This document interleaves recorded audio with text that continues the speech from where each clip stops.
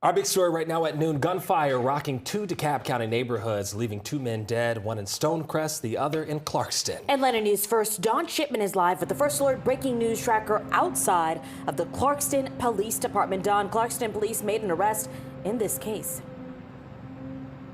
Yeah, they certainly did. They used surveillance and flock cameras to track the suspect. And then DeKalb police say that they've detained a person for questioning.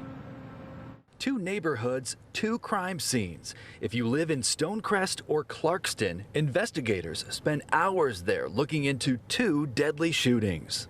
This neighborhood is pretty peaceful, but sometimes stuff happens. In the Clarkston shooting, neighbors heard gunfire and saw a body near North Indian Creek Drive and DeBelly Street.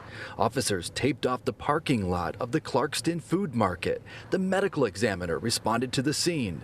Isaac Remy was with his girlfriend when the shots rang out. I was with my girlfriend. We were eating at the Clarkston market nearby, and we heard 6 or 5 shots.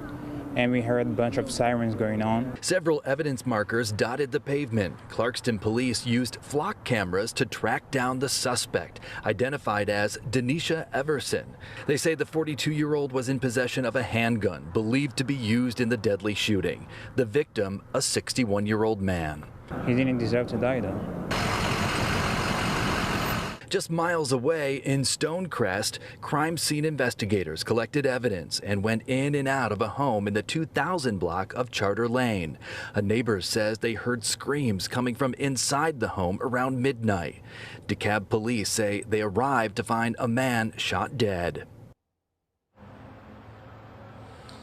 And right now, we're still working to learn the identities of both victims. We did reach out to the DeKalb medical examiner. They say they're waiting to release those identities until family is notified. We're live here in Clarkston. Don Shipman, Atlanta News First.